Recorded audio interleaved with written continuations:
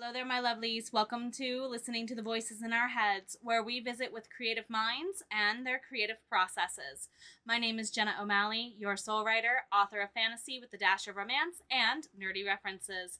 Today, our guest is none other than Tiffany Ann, author of Hotel Lamia and the Soulmate Call series. Feel welcome to join us as we discuss her author journey, how research affects her writing, and how she's planning to make one of her series ready for TV. Of course, please check the like, sub, and bell, and mark those questions in the live chat or on the replay in the comments section.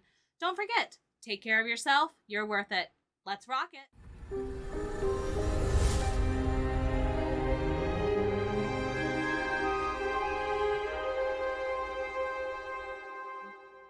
Hello there, my lovelies. Welcome to another episode of Listening to the Voices in Our Heads with me, Jenna O'Malley, your soul writer. Today I'm joined by a dear friend of mine I've known for quite a while, since pretty much the beginning of my authortube career, honestly. It's been, going on 2 years now that I've known ya. Miss Tiffany Ann, hello.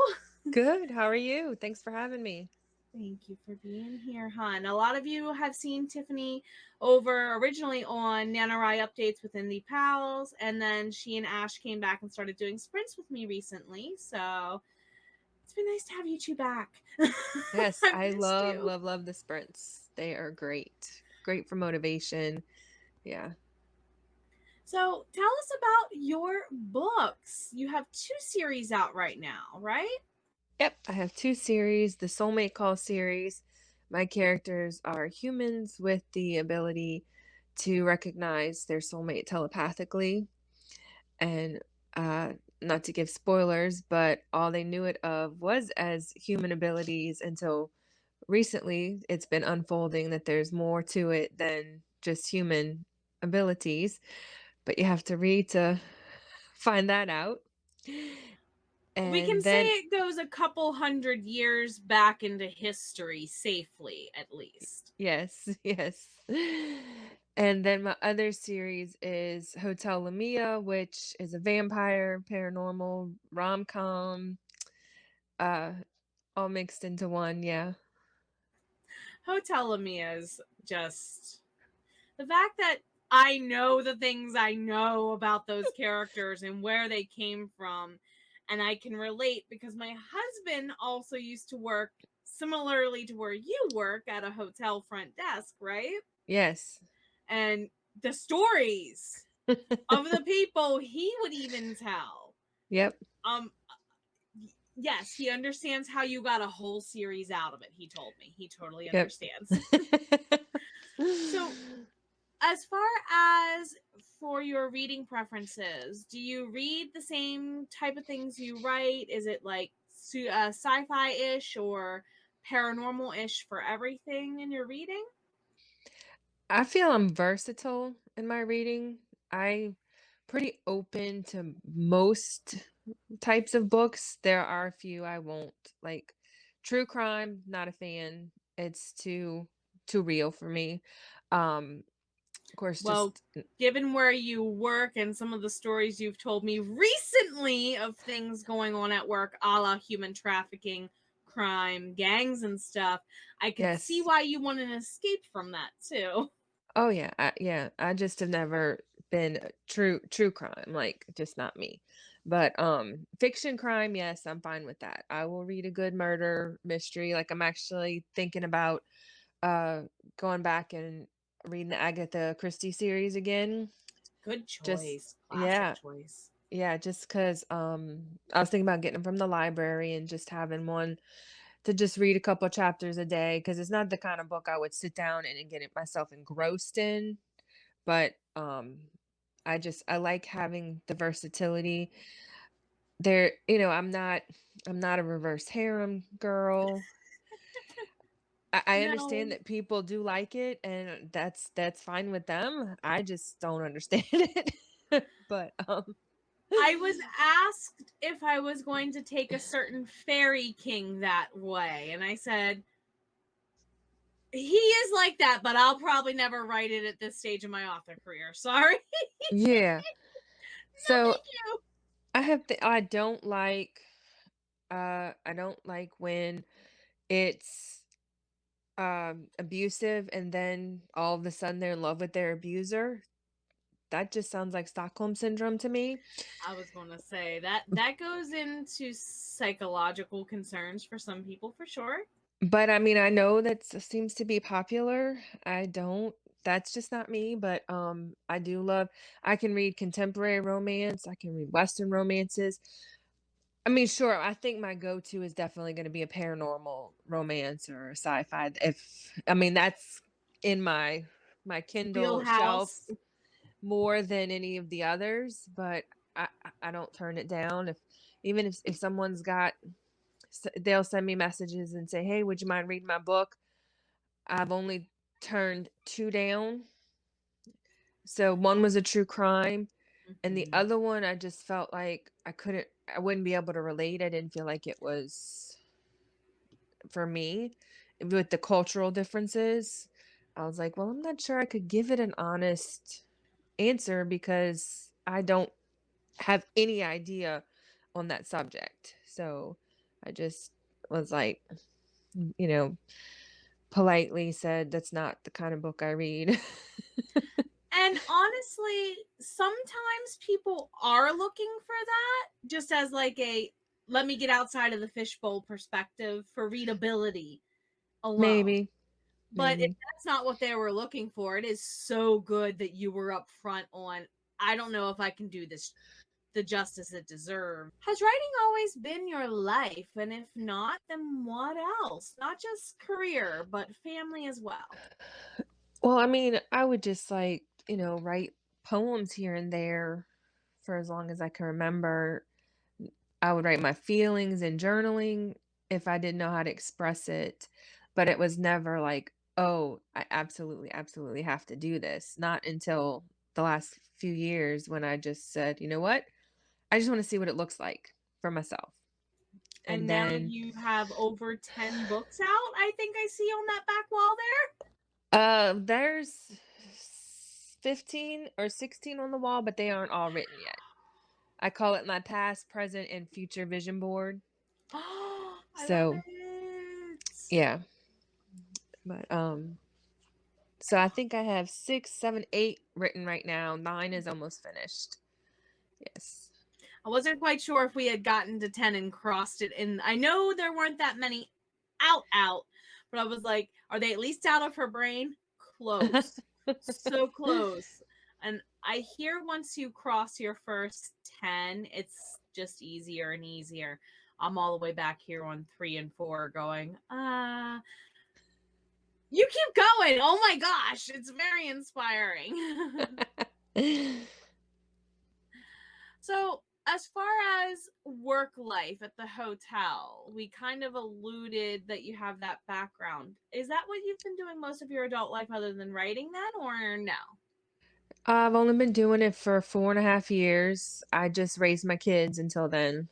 I I worked just, transcribing until Hmm. my daughter was 3 months old, my oldest. And so then I just took the time to raise my kids, and once they didn't need me as much is when I decided, "You know what? I'm bored. I can't sleep. Let me go get a job working nights." And the hotel just was perfect. Oh, So, and it also freed you up to do a lot of writing when it wasn't busy, I assume. yep.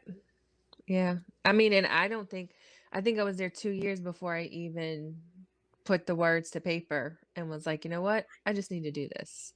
I You've have the written time." all of this in 2 or 3 years? Yeah. Yeah. Wow. So, I'm sorry, I'm shook. Wow, that's amazing. so the first one took the longest to write just because I would only write a little bit. I didn't just like sit down and just say I'm writing until I'm done cuz you don't know what you're doing. You're new. You're am I writing what I should write kind of thing going back and forth. So that one took I didn't time it. Best guess is it was 9 months before it published in October of 2020, Mhm. and then after that, it just snowballed. So I really didn't meet you too far after you get. I think you had book 2 or 3 coming out when I met you. Because it was Maybe. spring. It was right after my book 1 came out. My book 2 was on its way out.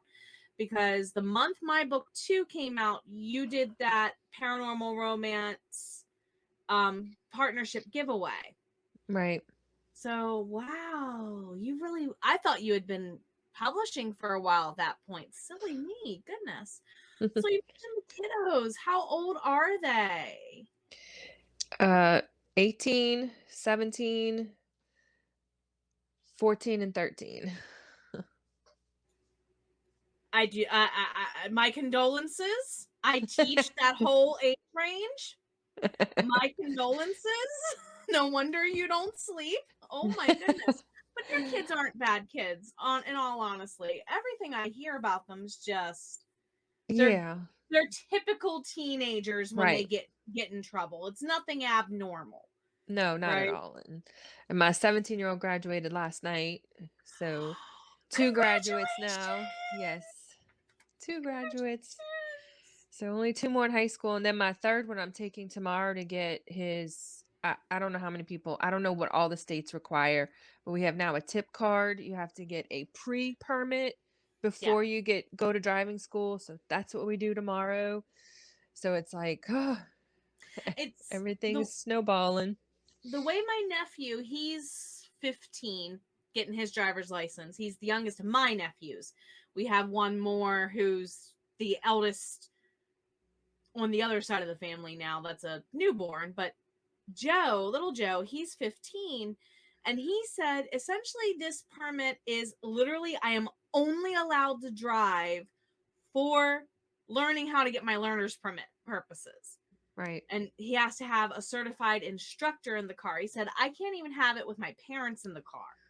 right, And I said, wow, they really are getting super close to monitoring this. And he lives in Baltimore County.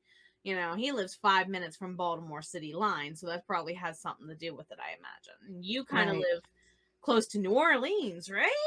Yep, yep. I imagine traffic driving and learning how and all whatnot is way different there than in rural nowhere where it is here. Right. Well, actually, where I live, three interstates connect. And so it's you've got you can go one way to Mississippi, another way to Mississippi, and another way towards Baton Rouge. And so that's coming like as soon as you get out off of New Orleans. And it's kind of intense because but growing up, I don't think anything of it because I've Right. always driven on that interstate. And when people ask for directions, especially if they're wanting to go to Baton Rouge, I'm like, as soon as you get on the interstate, get in that far left lane Uh-huh. because it's not that far because you've got three different choices and you want the third one in that left lane. And I have to emphasize, get over fast as you can because it's just the next section. That's what I Yeah. tell my husband whenever we drive down to Baltimore because where 95 and 695 cross on the south end, and you get towards the harbor tunnels and whatnot, there are a couple instances where you have maybe 30 seconds to get from one side across 4 or 5 lanes to the other. So, Yeah. oh, bless your heart for teaching children to drive and be prepared for that. Oh, I don't know if my heart could take that. So, how is being author mom like? I'm kind of throwing this in there as a tack on question again, but how do your kids feel about the author life? Uh well, it was my oldest that encouraged me, but of course she doesn't read at all. And she's just not a reader. I don't know. And my son he is a big reader. He's just not motivated to read. It has to be exactly his wheelhouse and choosing. Got it. Right. So I joke with him saying that because he would like in kindergarten and stuff, we read Narnia together. Mm. And he has always been the one that would read with me, or I could say, read this book. And like if I had to ground him for something, I'd give him something I know that he would read. Like Titus Andronicus one year, I gave him that. I was like, I will know whether or not he reads this. And he comes back to me and he's like, what did you just make me read? Yeah, that those are, as a teacher, I can relate to that. I've had a couple of kids come back at me because I'll be like, "Hey, if you like this video game, this show or whatever, you will probably like XYZ," and they'll be like same reaction. What did you make me just read? Yep. So, but I mean, I know that if I give him something to read, it really ends up not being punishment because he's being, he will read it. You know, when he would sit down and he would actually, because I think he enjoys it, just doesn't want to admit, oh, I'm a teenage guy. I don't want to admit that I like to read. And if he only knew how many other people would find him so much more interesting for that. Just Right. saying. So he's the only, but I do joke with him and say he'll be the one that I put in my will for royalty since he's the only one that that has ever act, not that he's read my books, but that has ever read anything with me and that we can actually have been able to discuss books before. But my youngest, she's 13 and all of her friends want to read smut. And I'm like, Not baby, yet, not yet, little girls. Grow I'm up just like, a little bit. I don't know how I feel about you bringing my books to school and passing them out. I do not want you to get in trouble.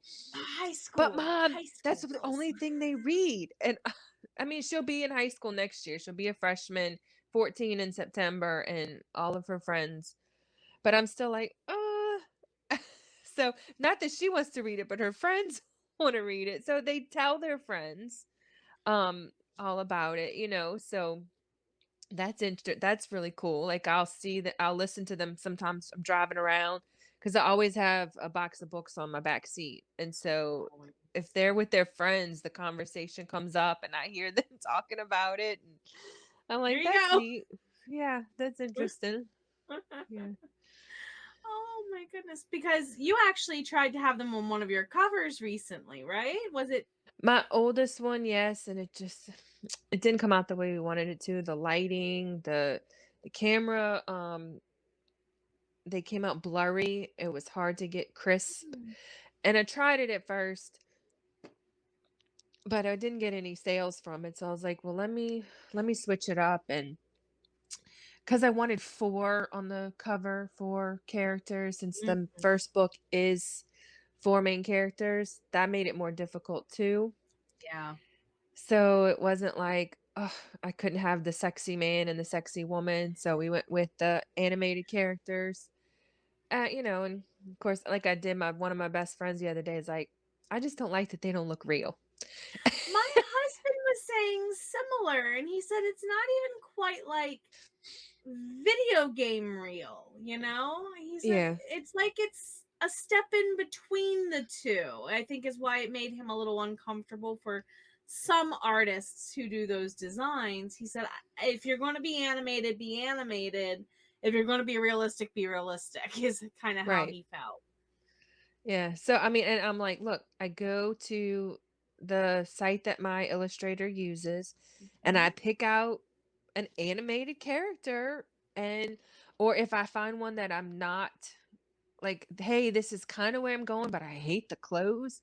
She has more resources. Okay, well here, how about this one? And I love them.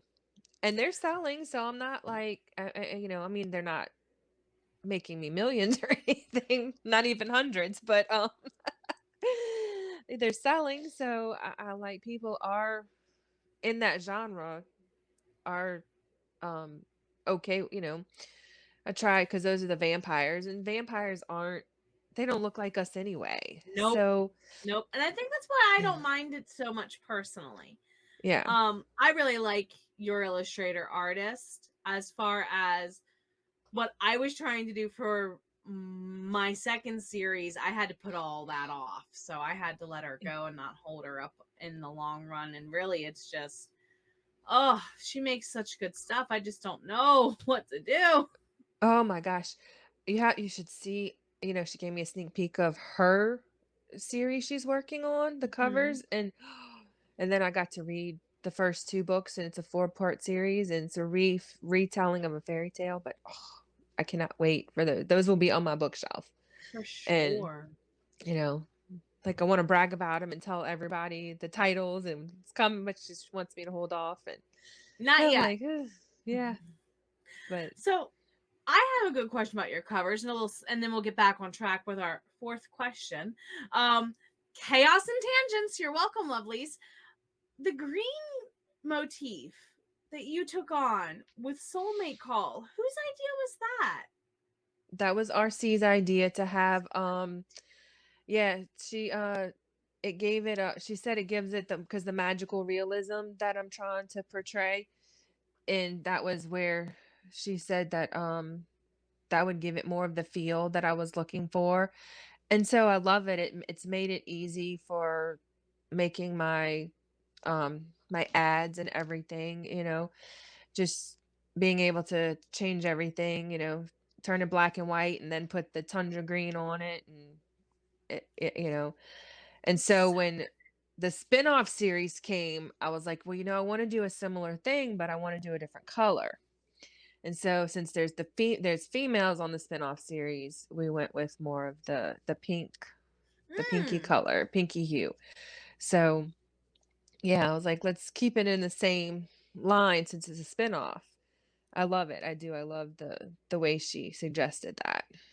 very smart move for sure. Very Yeah. smart move. So, getting a little bit back on track, then, what is your biggest fear and your biggest excitement as an author? I've been when I saw the questions this morning, I've been thinking about that all day. Like for example, when I wrote the soulmate triangle, it took place in the 70s. And so Yes. my biggest fear writing that had to do with honoring the era, knowing that people still alive who lived it and I didn't live it. Um, I didn't want to taint anyone that lived through that time period.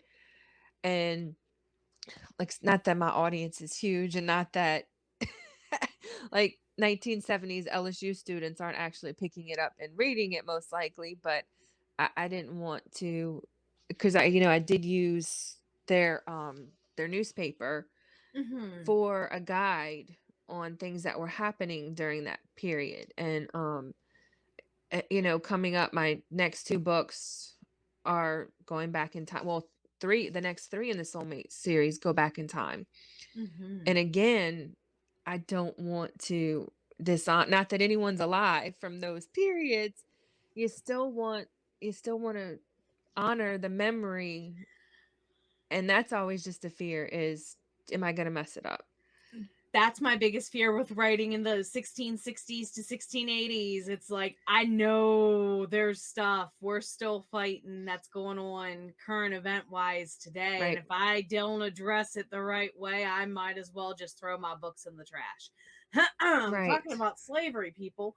Anyway, so Yeah. yeah, I'm sorry. I have a merchant sailor as one of the lead characters that you don't want to dishonor the situation because there's no way of getting around that. It happened a certain Yeah. way for certain people, and it was not the same story for everyone.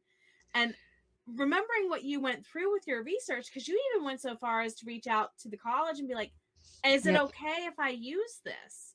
Yes. And they sounded like they were really, if I recall correctly, they were really interested. Well, I mean, he for the edit, responded saying I was the first fiction author to reach out. Usually it's, Nonfiction, yeah. nonfiction or research story that's asked to use their article. And all he wanted to know was which one, because there was one I just wanted to quote. I just wanted to use the article 100% because it was something about it. It was right, the students had picked up the Daily Reveille from LSU, and they go in their classroom and they're reading about the hostage situation during the Olympics in Israel. Right, right. And the way the author of that article did it, it felt like the article ended without a conclusion. And So they wrote it like they told a story, not reported it. sort of, I mean, Oh, it had the wow. report, but, like, the feeling I got from it, like, was like, "Well, wait a minute, what happened next?" And it was the only one, like, everything else, like, that I used from the Daily Reveille, I would just, like, there was a bike accident. So I didn't have to detail and report the bike accident. There was, streaking through campus, just It was the different 70s. I things. don't think you had to mention a reference to a newspaper on that happening. Right, but this particular article, I had my main character pick it up. He walks into the stadium classroom for class, and everybody's reading and nobody's talking. And it just, the words, the way it came out, I wanted to actually have that real sense of what these what might have been going through people's minds when these Olympic players were, held hostage and everything. So, I asked, and I said I'd like to use the actual article. They said, "Thank you so much for honoring copyrights." Yes. Of course, I've saved the email just in case anything ever Cover came. your behind and theirs, to be fair. Right. Right. Because the editor's the one who gives you permission. Who knows who's going to be there the next 10 years or whatever. Excitement wise, man, I just love, excuse me, like, I still go back and read my books. Like, uh, I don't think it's fair that on Goodreads you can only mark read once when you do the Goodread challenge.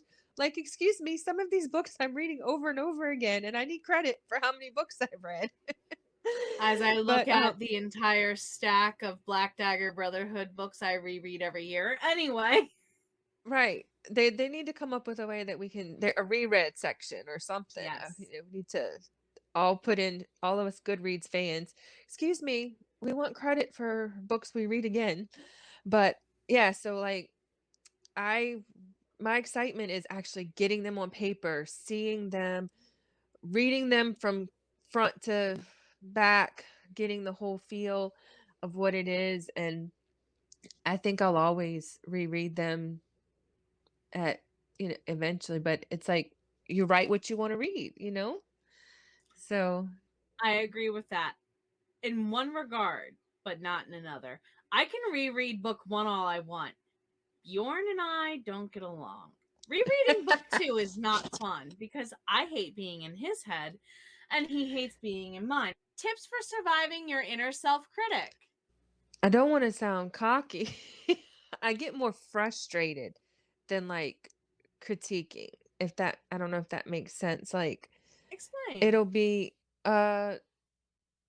when I'm trying to make, I don't want to overuse words too much and overuse lines with different, when someone says you use this line in all your books, then I'm like,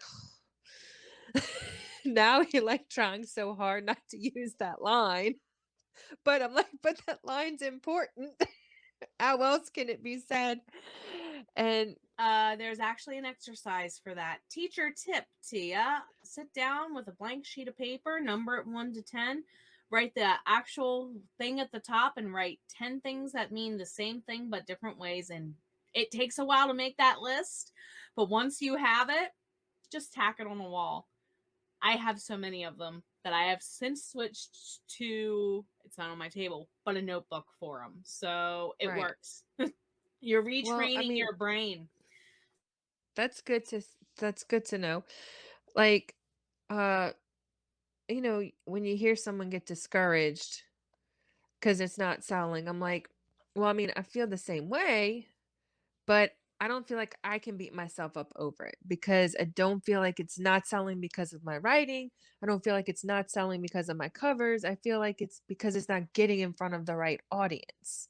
Like, it's the marketing Right, that, right. now I'm a big critic about blurbs. I am not a blurb person. Can write the book, but to actually put it into a blurb, it's like, oh my gosh, I want to pay someone to write my blurbs. You know, I redid book 1's blurb, and I've been getting quite Yes. a lot more, quite a good bit of downloads. It's a free book, so it does stay on the bestseller and free a lot, but that's that blurb, and I feel like maybe I got that blurb under control. But even Hotel Lamia, even with ads, like, I know it's a good book. I know it's got everything that anyone that wants paranormal romance would enjoy. It's just finding that right audience. It's finding those right words that make them want to pick it up and say, "Oh, let me check this out." Because, you've got your badass female character, you've got uh, friendship, you've got romance, you've got hilarious hotel moments. And Um, honestly, a lot of the things that because I've read your Hotel Amia books that are out, and I'm like, Cody, is this really stuff that could happen? Because he worked front desk at a hotel in a college town in the middle of nowhere. And he's like, oh boy. Yeah, yep, that sounds about standard. yep. Book 1, every story happened at my hotel but one. Every one of them. Yep. Which one? Because I'm sitting here going, which one didn't? Because it sounded like they The all did. the hammock one from the sprinkler, but now granted, I'd heard that happened at someone else's hotel, so I stole it. But I think my everyone husband else, had something similar happen once too. Oh my yeah. goodness. So, but I do, and then, sometimes when I'm telling a hotel story, I'm like, is this gonna offend some people? But I'm like, it really happened. But even in New York, now granted, that moment happened in New Orleans, the drunk guy who got his stuff stolen, and the lady tased him in the head. He came into the hotel, and the whole time he's like, "I'm probably boring you," and I'm thinking, "You just don't know. I am writing this down as soon as you walk away." I Yeah. actually have a friend, Ernest, who will basically say, "Here, Jenna, here's a quote," and tag me and stuff on occasion. And now my students email me stuff on occasion. We know you're an author. Here's a funny line. Oh, well, So, that's what my coworkers do as soon as oh they no, see I was just me. about to ask if they're doing that now Oh, too. yeah, as soon as they see me, "Guess what? This is what happened." And I'm, like, pulling out my phone, taking notes, and wondering where can I plug this in for a moment, and yep, you know, so So, some of the things you encounter though at the hotel are really dangerous. We did jokingly hint earlier, but has something really serious happened that might not ever make it into your books then? Uh, like the trafficking possibility I ran into, I haven't I didn't know if decided. that qualified because, well, paranormal. But Right, right. I was like, I don't know, because it was just a lot of flags in that situation, and I called and reported it in. But, like, our trafficking advocate at the hotel, he said when they're only here for one night, they're gone before the proper authorities can even act. And, they were there for one night, and I mean, I'm they might have actually only 99.9%. been there a few hours, as far as you Right. know. Yeah. 99.9% certain they were doing things, that danger was happening with whatever was going on. But that's the first time for me that I've had that moment.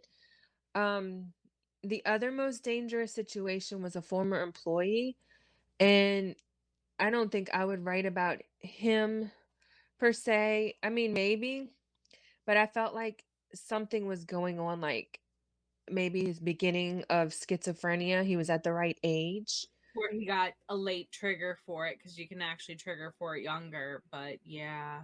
Yeah, he was in his 20s, and just he just came in and it wasn't himself. And I actually Was he had mid to have him. 20s? Around Yeah. 25? Yep, that's Yeah, about the age where the common trigger is for it, because your brain finishes right. developing in your mid-20s. Oh my And goodness. he didn't seem dangerous, but, I did lock the front door when he left because you have to have the key card to get in, and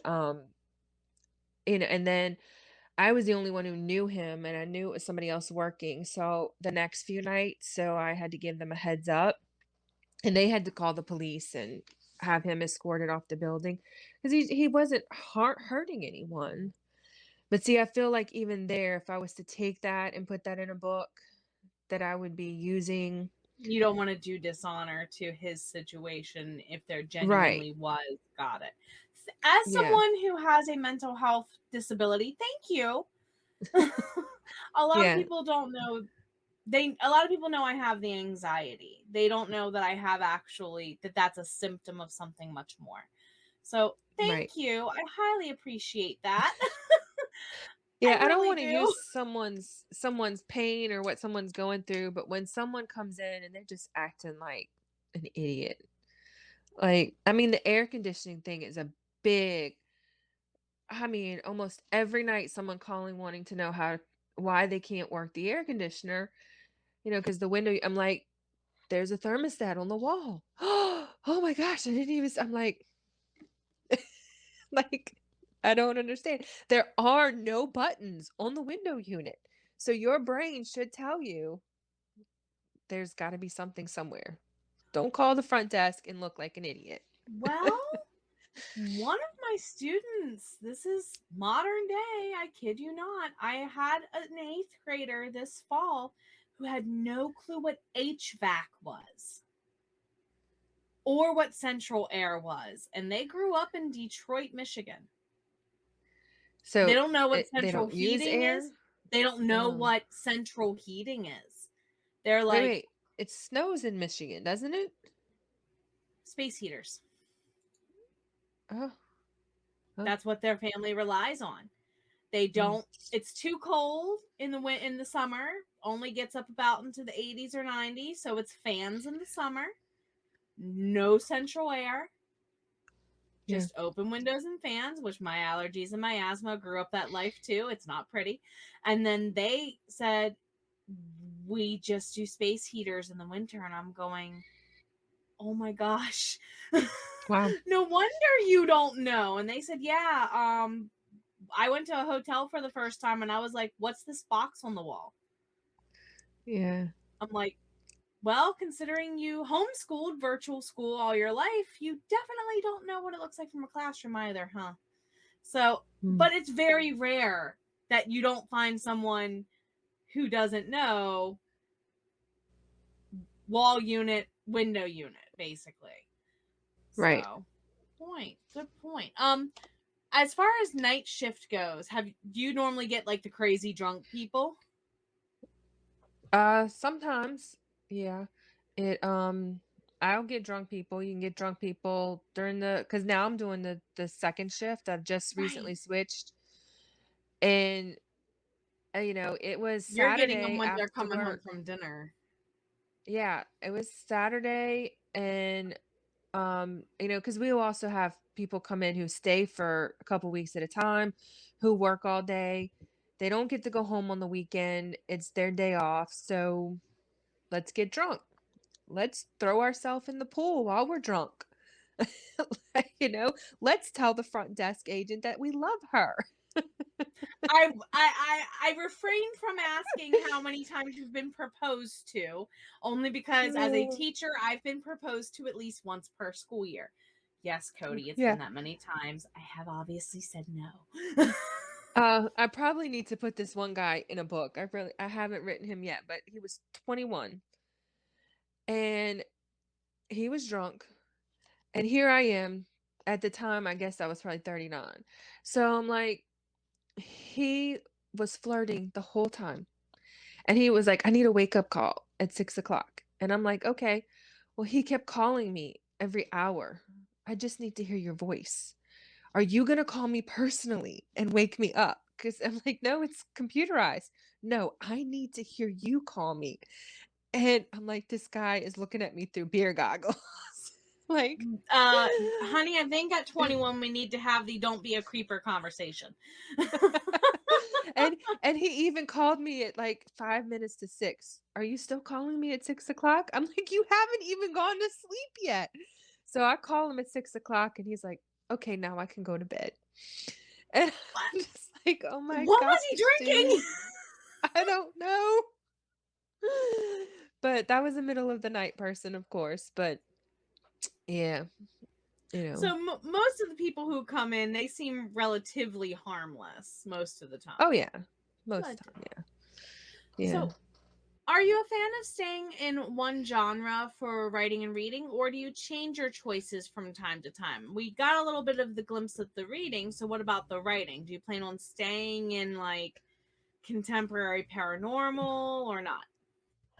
I mean, I do have a biblical historical fiction series planned, and that'll be with a different name. But Pen name, you that mean, one will, right? well, it'll be my real name. I want my real name on that one, but it'll take me longer to write. The research involved and you know, like the first one is because it's all based on the book of Judges, and the first judge, his name means God's lion.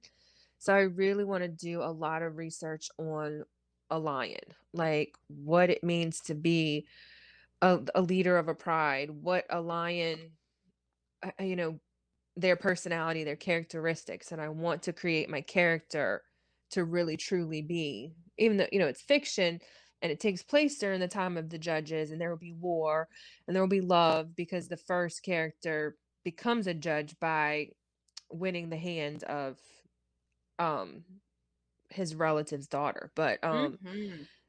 you If know, you've never read the Book of Judges, oh my goodness, it is like I equate it to like French scandal era from the yeah, French Revolution. It's like that kind of stuff's going on. right. Well, there will be 12, it'd be a 12-part series. And Oh because there's wow. 12 judges. So some of them may end up only being novellas, the ones that have like very little said about them, it's possible, but each one will be based on what their name means. So it will involve a lot of, you know, and like I said, for the example, the first one is lion, but I want to bring in what that name incorporated into the story as much as possible. So that's good. It's a lot of research. I And was just the about fact to that I'm ask what your research is looking like. Yeah. using my real name, I want it to be one of my best works. So, you know, but yeah. But I think most of my stuff will be in the genre that I'm in right now. Yeah. Did I hear rumblings of children's books somewhere too in the past? Yeah, I mean I did they're really simple. Like so I actually have one. This one's the vice president. I mean it's so simple. All it is a picture of the vice president with I can't, you know, just his name, where he was born, his party kind of thing, and how long he served. So the vice president one goes in order. Mm-hmm. And you know, I have the president, I have one that's just the president's. You know, it's bipartisan, there's no opinion, there's no like, you know, who was better than the other, nothing like that. Just their name, you know, so it's good for like young ages. So I have the US president one, I have the vice president one, I have a first lady one. So these would be really Um, good for elementary school age students doing oh research and yes. things, learning research search Right. techniques. Yes. And then I have the US states in alphabetical order and where they're located on the map is the picture. And then I have state capitals. Um, and a picture of each state capital. That one has the picture of the state capital with what the capital city is along with the state. So it's just basic. I put it to the side. I was working on doing the countries and then the capitals of the countries for the other one. Um that I'm working on, but I haven't like picked it up recently. And then those are published, the ones that I just mentioned, those are available on Amazon. But the other one I'm working on, it will be available. come October, that's when we plan to have it available for the public. Partnering with an illustrator, a local illustrator, we were asked by an organization here who partners with the lieutenant governor on litter. The theme in Louisiana is Keep Louisiana Beautiful. So I've already mostly written my part. It's mostly the illustrator now, and if she wants me to update any of what we write, but we plan to sell it in support of keeping Louisiana beautiful. The proceeds and all that will go to charity, but I mean, I'm getting a flat fee for it, and we actually will have that at a convention in October. So the plan is to eventually have one. What? You're doing a convention even? Well, it's Wow. just What? But the even in relation organization. The to. organization has a convention, and they're going to sell the book at the convention, and we'll be there helping at the table, myself and the illustrator. But yeah, shout out to Michelle Hurstis. She's a friend of mine, and she's got Judo the Good Voodoo. She has a voodoo. She uses this voodoo doll she's created to just doesn't teach voodoo. It's just that she uses the voodoo doll because we're in New Orleans to teach kids character lessons. Which And gives you the local culture. Oh, love it. right, Love I it. know she's been criticized for using a voodoo doll, and people, if you don't pick it up and read it, maybe you think she's teaching the kids voodoo, but it's just the little doll that she's created. And I know, you've got different religions and all this stuff, but she gets criticism for it, but it's just character lessons. But um yeah, but our goal is, if this book does well, we've talked about um doing a generic one for America, because we can just change from, like, we're using a pelican for ours, so we can change it to an American eagle if we want to do it American. If they sell well at the state convention that they're bringing them to, then we talked about going to national convention, and even other states who are there say, come along, and they say, hey, we'd like you to do one for Maryland, we'd like you to do one for Alabama, that we'd be willing to adjust it so that each state would technically have one for teaching kids the importance of not littering and taking care of your environment and the effects of it. So we'll see how it goes. Oh my Yeah. goodness. This is awesome. I hope this goes really well for you, because I know here the Beautify Cumberland is one of our initiative projects for anti-littering here, and then that extends into the Main Street projects they have for revitalizing rural areas in Maryland. So thank you for doing all these epic things you do. Oh my goodness, you are so inspiring. Yeah. Oh my goodness. So definitely you are hashtag genre slut. If you want the mug, go to Bookend Lane. You're welcome, Eva. Anyway, fellow author friend, check out her merch. I love that mug. And you do qualify. You might be getting one for Christmas. Oh my goodness. So, how do you come up with the ideas for your stories? I'm thinking specifically the Soulmate Call at this point, because Hotel Amia is a little obvious.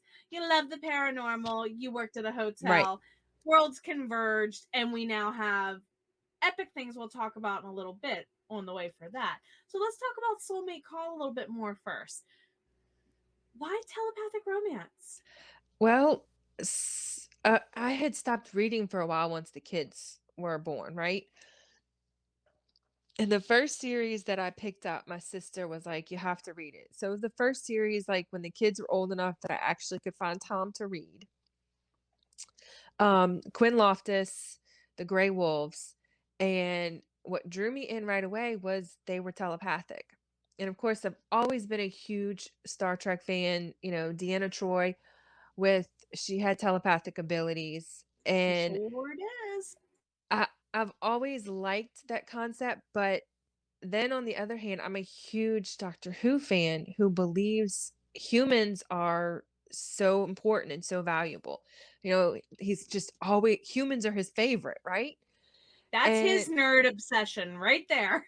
I and I love that concept of, everybody does wolves and vampires or ghosts or whatever. Just, I said, I want to do human, but I want to give them science fiction, paranormal. How can I do this? And at first, I was like, I went with the whole concept, the myth of we don't use our whole brains. And I think science is saying that we do use our whole brains, but it's still controversial. So I'm like, it's fiction. Who cares? So that's what I started with, is that they've tapped into part of our brains that we don't use. And that's how I started. But of course, it's emerged and evolved that there's more to it than that. And that's just like, that just comes as the voices are talking to you because it wasn't the original plan. And, Right. it's like, wow. And now that I know where it really comes from, I'm able to like sneak it in even into the past books. Like when I Because you are forever going back and redoing edits as an author. well, no, I'm not gonna change the ones that are already written, but like the ones in the future, that I'm fixing to write that take Oh, place in the yes, past. yes. Like I was able in the soulmate triangle, I was able to introduce where it's headed. And I, that was the first time I was able to introduce my Wardwell sisters. I introduced them in that one. I think we'll have some Wardwells show up in the soulmate dilemma for sure. I'm not sure about homecoming, but of course they'll definitely be the main event in soulmate beginning. But and they're getting their own series now. But you know it, like any author can tell you, you never know when someone's going to start talking to you and say, this is really how it is. Do you think you took a risk by including references to disasters like the Hurricane Katrina in your books? Because one of your books is the aftermath of. Right. Well, So, how I do didn't feel I readers was feel taking about a that? nobody's criticized me for it, and I didn't feel I took a risk because I lived it, you know? So it wasn't like I was dishonoring anyone who'd went through it because I went through it. I mean, I used the concept of the full house because my house was the full house. And, uh, it, you know, s- I did speak to some people who had lost more than I did, and they gave me their stories and allowed me to use their stories. So it felt more like honoring the memory than actually being offensive. And if someone has a problem with it, I'm like, I'm sorry, I lived it. If I can't talk about what I lived, then that's kind of your problem, not mine. I like that response. Your life and your experience are your life and your experience. You really can't change how that cookie crumbled on you, can you? For the next one, some of your characters, and I'm thinking of Pasiphae when I ask this question, they have amazingly beautiful names. How do you pick them? Just depends on what's going on, Pacify. I was watching Atlantis on BBC, and of course it didn't last. It only lasted 2 seasons, and bummer that they canceled it. BBC, how could you? I know because it was really good. And Pacify was actually the bad guy, the antagonist, but I loved the name. And I was just like, "Oh, I have to steal that. I have to." And it's always different. Some You just never know where the name's gonna come from. Sometimes it'll be someone I know, "Can I use your name?" Um, Sometimes it just hits you like Casablanca. There's a lot of names in it. A lot. Yes, I've seen a glimpse or two of them. They're gorgeous names. So I've, okay, looked up, popular Casablanca names, popular Arabic names, popular French names, um, to incorporate the culture to, uh, and then I am big on what names mean. I've always been big on that. So, do you classify this series, The Soulmate Call, to be in the same genre as Hotelamia, paranormal romance, since there are humans? It's been hard to classify it from the beginning. My first classification, I thought science fiction romance, but I mean, I don't have the the world like a science fiction world. We're You don't not have the weapons, you don't have the right. alien tech, that kind of stuff. Right. So it was just it's been difficult because it does fall into magical realism. It does fall into sci-fi. It does fall into contemporary romance. So, I mean, fortunately, Amazon will let you choose up to 12 categories if you email them. So that's made it, you know, I kept the same name because I do feel like, my writing is the same. I am in the same concept of fated mates, but it's definitely that has been the biggest challenge with it. What category does this fall under? And I Because didn't largely fated mates gets to go to the paranormal with the immortals. Yeah. right, and I didn't realize it was gonna be so category. I didn't realize categories was gonna be the biggest challenge. Same here. The Alliance and I agree. Yes. Same here. It's been a nightmare the last 30 days with me on that. Yeah. So, more about Hotel Lamia. Tell me about its successes. I hear there's a TV show? Question Ye- mark? Yeah, there's a network, an up and coming streaming service in the area. It's still brand new. It's not out to the public yet. His goal is 2 years to have it out full. So he asked me to write the pilot, and I sent him the pilot. He loved it. They shocked me when they announced it on their Facebook page. I saw that. I I was saw like, that. that they said they had brought me on, and I was like, okay. We haven't had another meeting yet. We've had a couple meetings, but not since the Facebook post. I I don't know what is going on. I've thought about checking in, but I'm like, I'm busy right now. I You mean, if know, it's been more than 2-3 weeks, I would. so I just um the girl who I'm doing the illustrating who's doing the illustrating for the children's book, she works for them, and she said it's all good. They just got a lot on their plate right now, but I'm like, yeah, because the next step was to find a hotel that we wanted to use.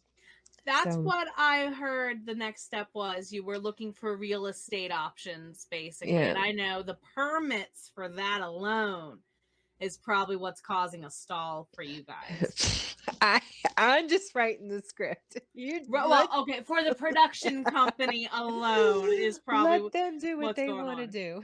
Yeah. I Yeah. know when I was a little kid, there was, I forget his name now. There was a director who filmed a lot of his movies in downtown Baltimore, in like crime movies in our old neighborhood.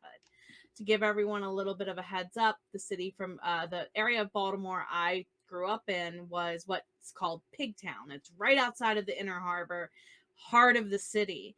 And I know just for them, they would have to file the paperwork like a year plus in advance from the approval date they sought in case they had logistics and fighting for filming and clearing streets and stuff. So I could see where there's a lull for you guys this early. I hope it's going for the best. So no talks about auditions for actors or stuff yet, huh? Not yet. No. Not yet. But No. it's live action, not animated.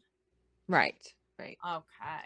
Yeah. So we did cover my question after that a little bit out of order. That's okay. Natural flow of conversation took care of it. So let's go ahead and get us all wound down then, my friend.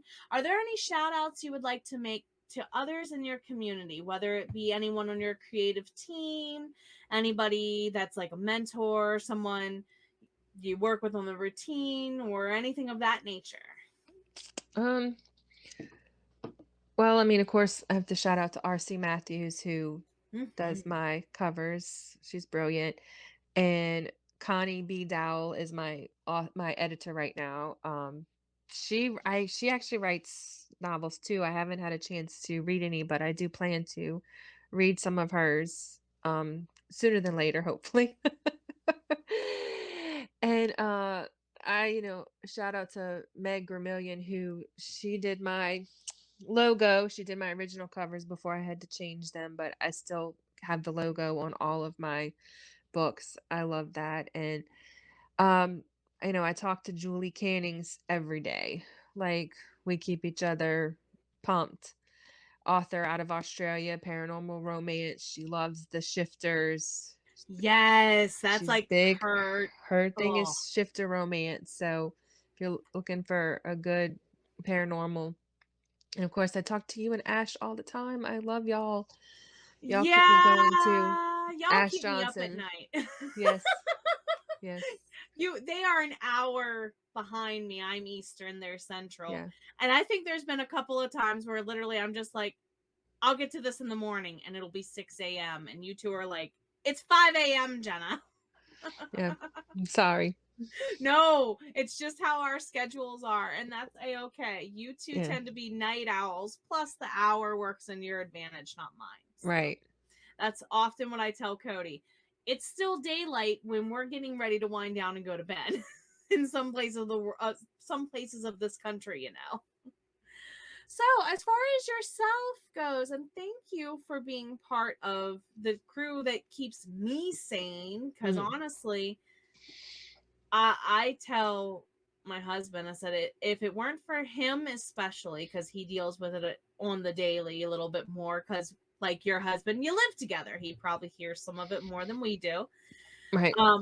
But you guys, you're always there, and just thank you so much for all you do. So for upcoming events, launches, and so on, I'll give you solo mode for this so everyone can hear you and focus on you. But where are you going to be? What you going to do? You already said a little bit. Let's hear more.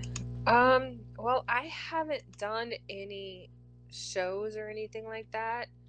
I am looking into rom-coms, but for next, not rom-com, Comic-Cons for next year. So I will update, of course, everybody on my Instagram and Facebook page when that happens. We do have a community event here that some friends are putting on called Save America. They asked me to purchase a table. It'll probably focus more on the children's books because of just what the theme of that night is, but I will have my other books there. And that's in September at one of the big event centers we have here. But my next release is June 14th, Hotel Lamia Casablanca. I'm almost finished writing it, and it goes to the editor in the next few weeks. So that's what I'm most excited about. And honestly, I think that's it. I don't have a whole lot yet. Like I said, I haven't ventured. I was asked to do a Veterans Fest in 2 weeks. Like, I don't have anything to do it. And you know how long Amazon takes to get everything here. I needed more than 2 weeks 3 to notice. 4 weeks. Yes. Yeah. Yeah. So, because I was asked to do like a third of a table, to split it with the Michelle who does Voodoo to Good Judo. She was going to do a third, and then another group was going to do a third. I was like, if I'd had noticed, that would have been great. But yeah, You needed just a wee bit more time to have the inventory on hand, to be fair. So everything's going through the editor again. She'll be finished with the Hotel Lamia series will be complete with her with book 3, and she will get started on the Soulmate series. She's done 2 of the books, but I need her to do the other 4. And so then I really want to start. Once I've got them all edited and happy with the new edits, then I'll be ready to tackle shows and stuff. You are just absolutely so inspiring, my dear. You certainly are. You have so many hats you wear. You're a mom, you work, you're doing potentially amazing things in so many outlets. Thank you so much for being here and for being part of my community as well. And of course, everybody, you can catch Tiffany around here on the occasion. I also hope to have her back for a paranormal author panel who will nerd out over paranormal books. So that's coming up this fall at this point. Heads up to you. We'll talk about that in a second. But thank you, everybody, for being here today. It's so good to have you. And as always, take care of yourself a little bit better each and every day. We know you're worth it. Bye.